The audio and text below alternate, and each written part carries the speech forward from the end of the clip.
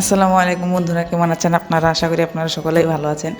তো আজকের ভিডিওটা দেখতে পাচ্ছেন পয়লা বৈশাখের দিন করা হয়েছিল। তো জানি ভিডিওটা আপলোড দিতে একটু দেরি হয়ে গেছে, তো আশা করি আপনারা কিছু মনে করবেন না। এই পয়লা বৈশাখে আমরা দেখতে পাচ্ছেন যে খুব সকালেই বের হয়ে গেছিলাম, বাকিরা আরও সকালে চলে গেছিল।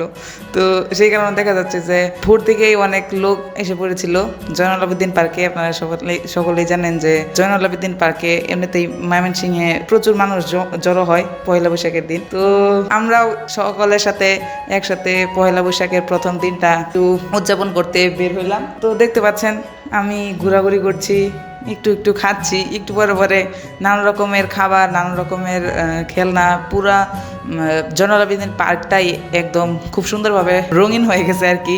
আর আমি দেখে অবাক হচ্ছিলাম যে প্রত্যেকবার জয়নুল আবেদিন পার্ক কিন্তু মানে এমন রঙিন আর এমন সুন্দর থাকে না, আর এত মানুষ থাকে ঠিক আছে, কিন্তু এত সুন্দরভাবে রঙিন কাপড় চোপড়, রঙিন পরিবেশ এত সুন্দর থাকে না।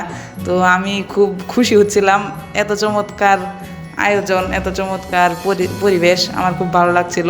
আর আমি চারদিকে ঘুরছিলাম যে কি কি নতুন নতুন জিনিস আসছে আমি দেখতেছিলাম। তো ঘুরতে খুবই ভালো লাগতেছিল।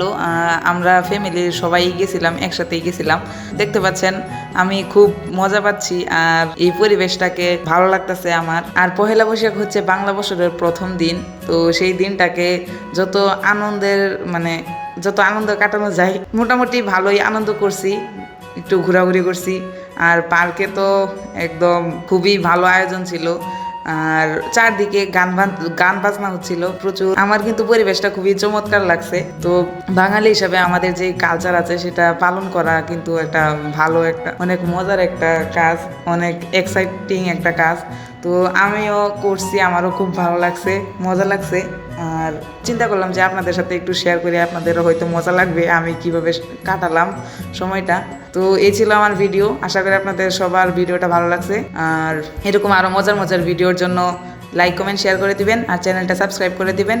তো পরবর্তী ভিডিওর আমন্ত্রণ জানিয়ে আজকের মতো আসসালামু আলাইকুম।